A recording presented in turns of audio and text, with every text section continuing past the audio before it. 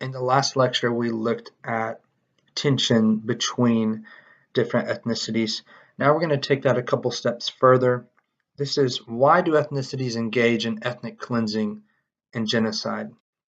And we have to know the difference, and right off the bat, the difference between ethnic cleansing and genocide is that ethnic cleansing is the forced removal of people from a area, usually by a dominant ethnicity trying to weed out the minorities and make their territory more homogeneous, more of the same, where everyone has the same ethnicity. And genocide is actually trying to eliminate them from the face of the earth. Okay, so when a dominant group is, and when I say dominant, I mean bigger, or a group that has the upper hand, actually killing and trying to wipe out another group of people. So your official definition, ethnic cleansing is a process in which a more powerful ethnic group forcibly removes a less powerful one in order to create an ethnically homogeneous region. The motivation is not to simply defeat an enemy or subjugate them. Instead, it is to remove each member of the less powerful ethnicity, including men, women, children, and the elderly. You know, in the past, in human history, as empires were building, one group was happy to just take over another group, subjugate them, make them lesser citizens or not citizens at all, but keep them where they were as they were trying to build empires. In the modern world, empire building is very difficult. And so what we are more likely to see is ethnic cleansing, which is where a group has all this territory, but they don't want this other group in that territory. An example would be the forced migration associated with World War II. It includes the deportation of millions of Jews, Gypsies, and other ethnic groups to concentration camps, where most were exterminated. Right? So during World War II and the time leading up to World War II, Germany first began getting rid of those that they deemed undesirable. And as they took over more land, like Poland, they wanted to get these groups out of that land. And what this resulted in was mass amounts of migration going all different places. The largest number were Poles, and they were forced to move from territory occupied by the Soviet Union, which is now Russia. Germans forced to migrate from the territory taken over by Poland in the Soviet Union, and Russians forced to return to the Soviet Union from Western Europe. So as you can see, this is all kind of a mess, and it happens over a certain period of time. You don't have to memorize where this is, but get the big picture. Anytime that one government takes over another area, especially in a time of war, you're going to have mass migration, and it's considered forced migration. These people don't want to leave, but they're being forced to. Now let's look at ethnic cleansing in the Balkans. The Balkans is a region of southeastern Europe. It's about the size of Texas, and it's named for the Balkan Mountains present in the region. After World War I, the Allies created a new country, Yugoslavia, based on common language and ethnicity. This was an attempt to bring stability to a region and avoid the large empires that existed in the past, but still give an area its own autonomy and create a multi-ethnic state that would work. And for a time it did work. It brought stability to the region for a great period of time. The many younger people began to identify themselves as Yugoslavs rather than just their particular ethnicity, like Serbs, Croats, or Montenegrins. And I'll go ahead and say right now, The Balkan conflict, very complicated. Um, and sometimes difficult to understand. So I'm trying to make it as simple as possible. I can give you some other resources if you want to go in a little bit more in depth and understand this, because it is some of the most recent ethnic conflict that we have seen, and it's still having repercussions in Europe, in this region of Europe today. So I think it is very important, but it can get very convoluted.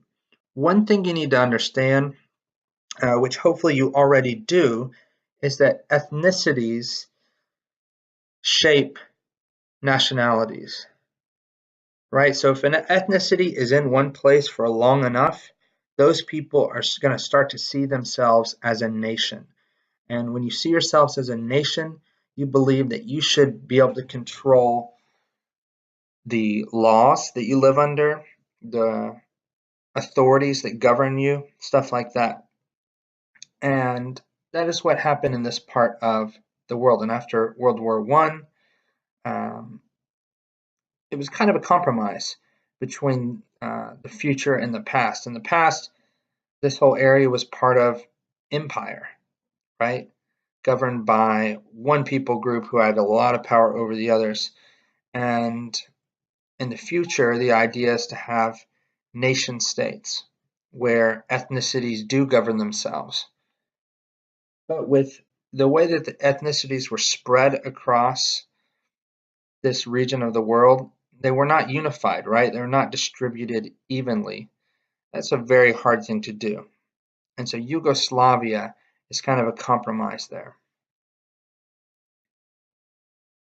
And for a long time, Yugoslavia was ruled by Tito, this dictator. Uh, say what you will about dictators, uh, they kind of get their way, and we much prefer democracy, how we do things. But one thing they can do is they can keep civil wars from happening. Not always, but often. Why? Because what they say goes. But after he died in 1980, rivalries re-emerged between these ethnicities of Yugoslavia, and that led to the breakup of the country.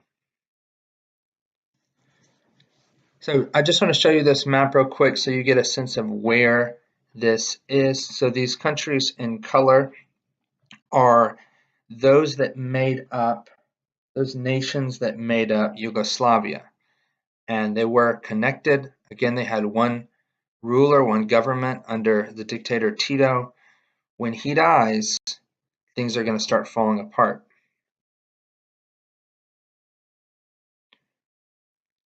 The country becomes Balkanized. So Balkanization, that's the process by which a state breaks down through conflicts among its ethnicities. In the past, so before this happened, the term Balkanized was used to explain a region of the world that cannot be unified. Okay, so that's how it was used in the past. Now, when we talk about Balkanization, we're talking about the breakdown of a state, when a state falls apart. And it's falling apart because it has too many centrifugal forces which push people apart. Different ethnicity, different religion, different language, and not enough centripetal forces that unify them. So we talked about how for a time, young people in this region were starting to identify themselves as Yugoslavs, but that just wasn't enough to hold it together after the government fell, after Tito died. If you're confused yet, rewind, watch it again. If you're not confused, awesome. If you're still confused after that, shoot me an email or we'll talk in class. This Balkanization left major ethnicities working to define their borders and smaller ethnicities with no recognition as nationalities. So we talked in the last lecture about how ethnicities rarely line up perfectly with the borders of their nations. And think about this, where it was one country, but certain ethnicities spread around. Well, what happens when those ethnicities say, we're not going to be part of this country anymore? They're going to be trying to get territory for themselves. But the problem is that those ethnicities are not evenly distributed.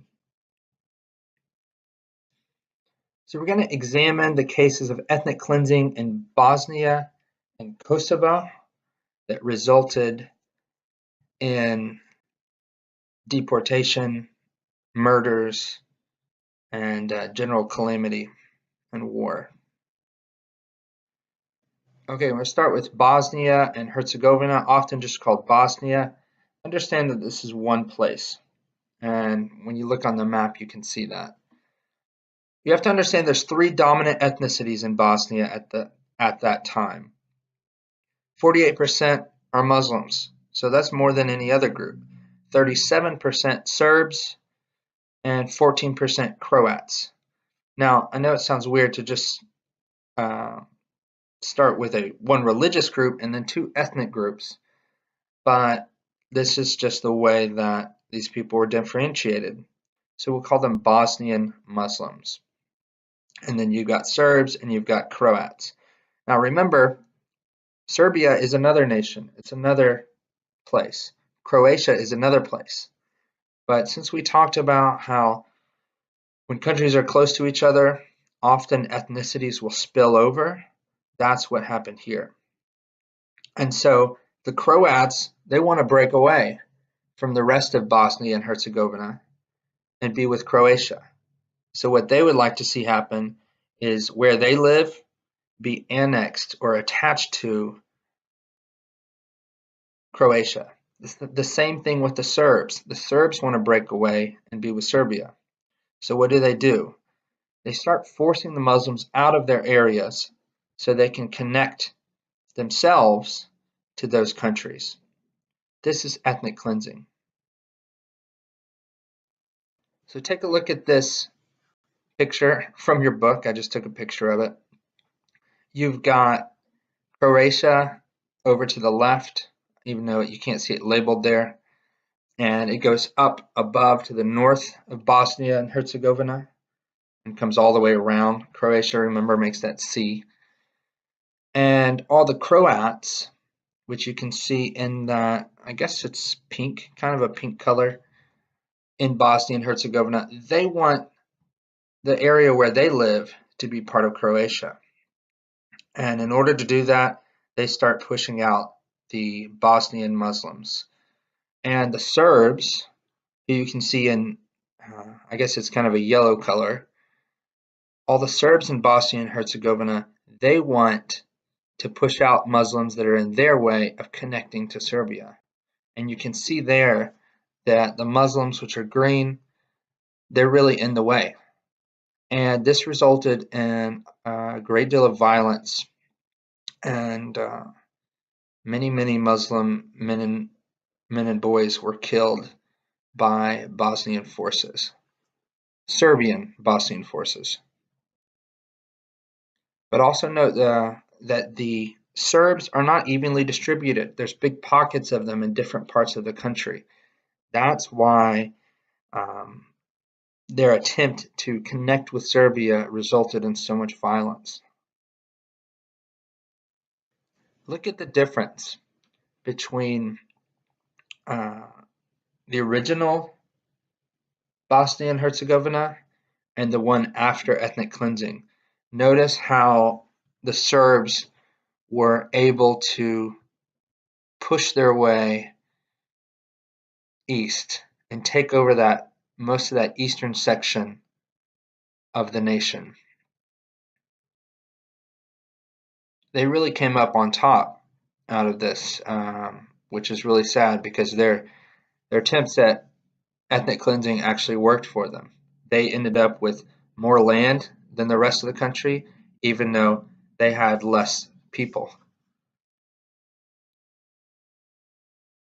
Over 2,000 Muslim men and boys were killed in Bosnia in a couple of events.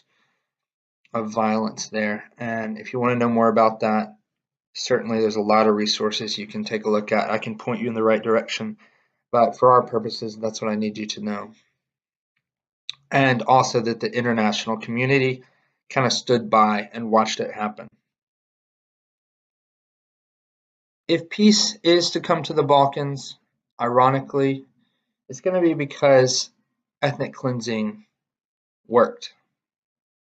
And what I mean by that is that once those dominant ethnicities push those ethnicities they don't like out of the way, and it's just left, what you're left with is a more homogeneous region and overall more homogeneous states, you are going to see less conflict.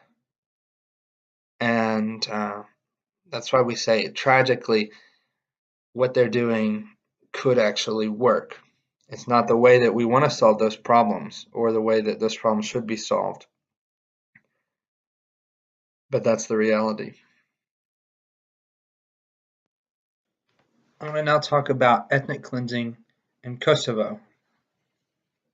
This also was done at the hands of Serbians. As you can imagine, Serbians are not well liked in the international community now. One time when I was in France, I met someone from Serbia, and it was actually kind of sad because she was a very nice person, but she said there are countries that won't even let her in because of her ethnicity, because what some Serbians did. After the Balkanization of Yugoslavia, Serbia took control over Kosovo and managed a campaign of ethnic cleansing, launched a campaign of ethnic cleansing of the Albanian majority there. So there was this part of Yugoslavia that in the past, historically, Serbia had a claim to. During the time of Yugoslavia, Serbia had some control over it. But then after Yugoslavia started to fall apart, Serbia took total control of this area. And there are many ethnically Albanian people living there. So these Albanians lived there. They had always lived there. Technically, that's an ethnicity, and they're living outside of their nation, right?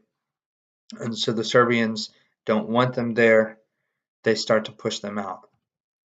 At its peak, Serbians forced 750,000 of Kosovo's 2 million ethnic Albanians from their homes.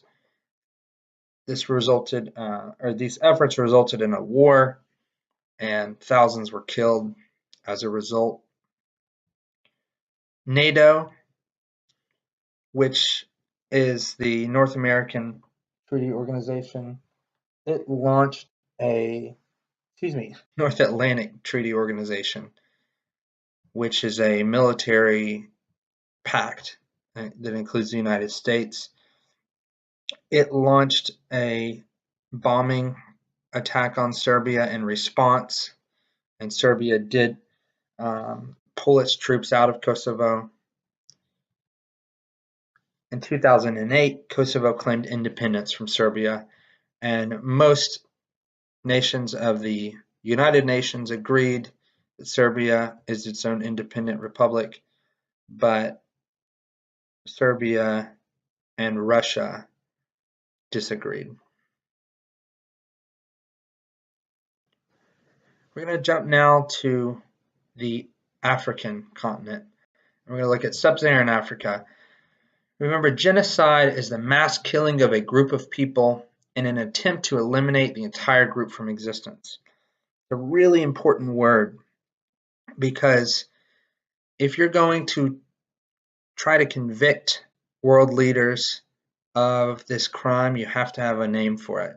And there's just, if you're curious about this or interested in this stuff, there's a really interesting history about just the creation of this word. Samuel Lemkin was a man who worked, whose parents were killed in the Holocaust. He escaped the Holocaust, and he was very, very adamant about the fact that there actually had to be a name for this crime, which Winston Churchill called it a crime without a name. And so we get genocide. We're not going to go into that now, but again, if you're interested in it, I have some resources I can give you. I've got a great documentary called Watchers of the Sky. So one of the big recent examples of genocide, of course, we have the Holocaust being the first one that many people recognized. It was not the first one. One of the first ones that we know about in modern history was the Armenian genocide, where the Ottoman Empire tried to eliminate the Armenians. But one of the more recent ones was genocide in Darfur, which is a region of Sudan. Darfur's Black Africans launched a rebellion in 2003 because of discrimination experienced. The Sudanese government, with the help of marauding Arab nomads, crushed the rebellion. So you may have heard me say before that the Sudanese government, again, this is back when Sudan was all one country. You didn't have South Sudan. The Sudanese government were ethnically Arab rather than Black Africans. 480,000 have been killed. 2.8 million live in refugee camps in harsh conditions. Many countries have termed the actions of the Sudanese government as genocide, and yet the Sudanese leader, who is really a dictator, Omar al-Bashir, has not faced any conviction, or certainly hasn't paid for anything, and he still enjoys his power as leader of that country. And this is where you get into the question of, why are these people not paying for these things? Well, one of the reasons is that the United Nations is only as powerful as the countries of the United Nations are willing to make it. They have to agree on something, especially the most powerful countries. And a country like China is not going to agree, and has not agreed, that Sudan's government is responsible for this, because they enjoy getting a lot of resources from Sudan, oil. And this is where things just get very messy, and you have to understand that countries are trying to do things that are to their advantage the most. It gets really nasty. But that's just the tip of the iceberg. There's so much more that I could say if we had more time. Just know that actions by the Sudanese government included mass murders and rape of civilians. And war crimes have been filed against them, but like I said, they haven't been made to pay yet.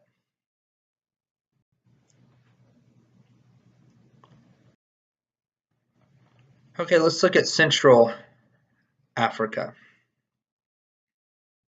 In Rwanda, there was a genocide involving Hutus murdering hundreds of thousands of Tutsis, and it started in 1994, ended up spilling over into other countries. The Hutus and the Tutsis are the two dominant ethnic groups in Rwanda.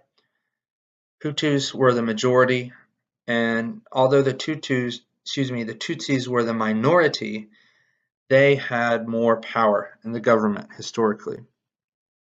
And it's a long story about how all this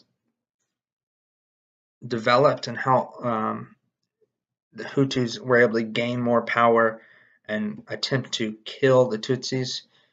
And if you are more curious about that, certainly ask me. Your book goes into a little more detail, but the movie Hotel Rwanda, which is not an easy one to watch, but it actually does a really good job of just showing you how it went from peace to regular people out there trying to kill their neighbors, really in a matter of days. The conflict between the Hutus and Tutsis spilled over into neighboring countries like the Congo. Laurent Kabila, the president succeeding Mobutu, permitted Tutsis to kill some of the Hutu residents.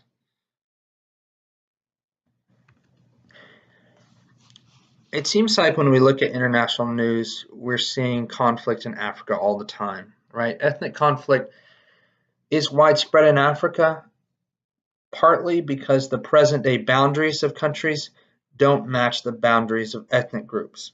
Now, we've talked about how this is the case everywhere, but it's particularly mixed up in Africa. During the 19th and 20th centuries, European countries carved up the continent into a collection of colonies, and they did so with little regard to the distribution of ethnicities.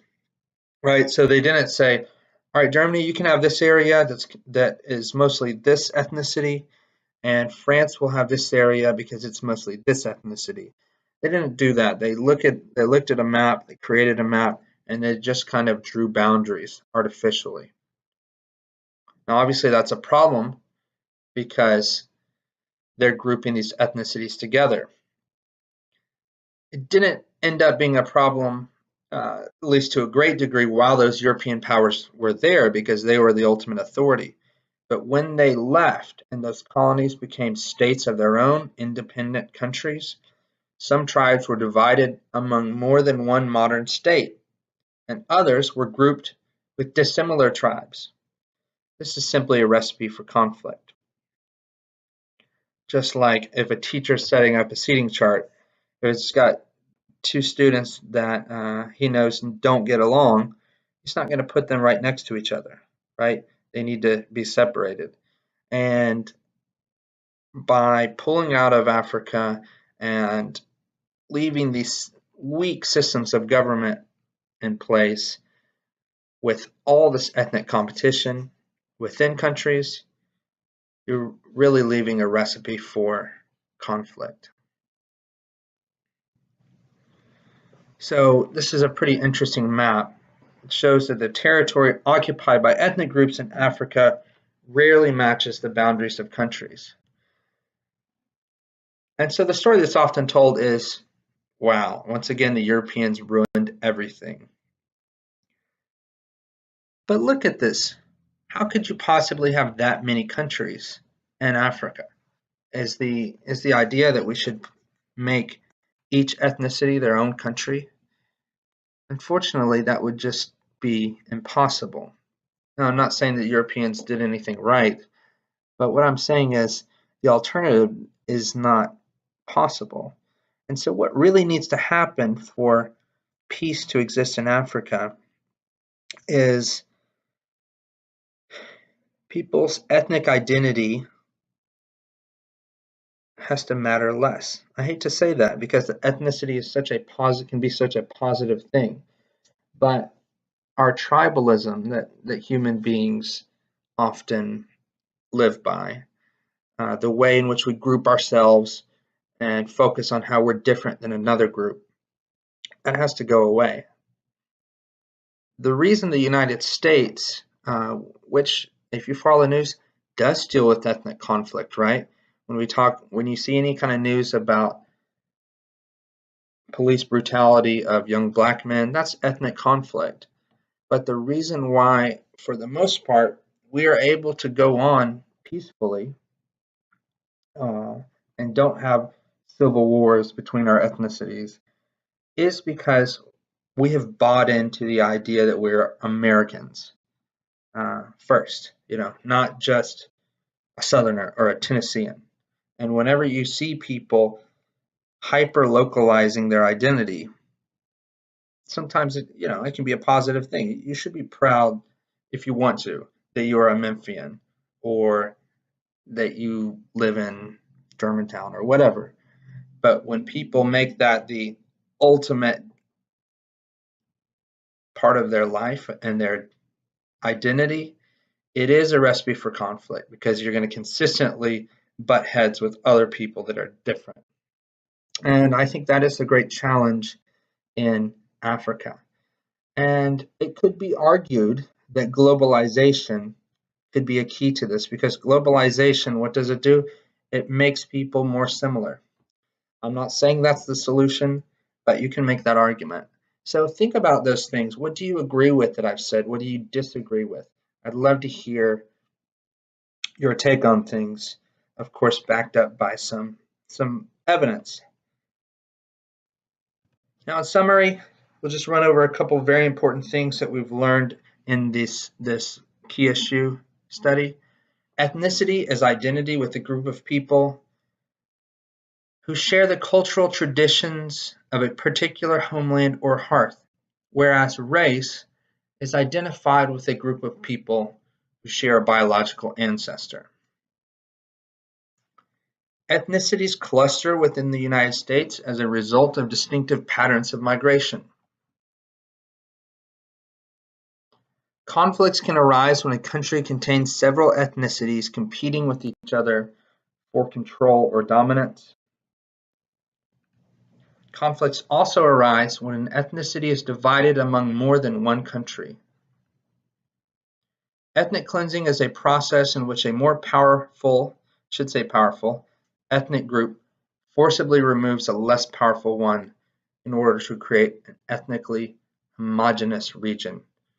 And the more extreme instance of that is genocide, when rather than just pushing people out to another part of the world, the dominant group tries to eliminate them by murdering them. That's all for today. I know this is pretty heavy stuff, so if you needed to, I should say, hopefully you took a break. But this is some of the biggest problems that our world faces is this conflict, and hopefully we will see less and less of it until it actually goes away. But our job is to understand it, and hopefully, as you guys inherit this world as you get older, you will be able to be part of the solution. I really believe that.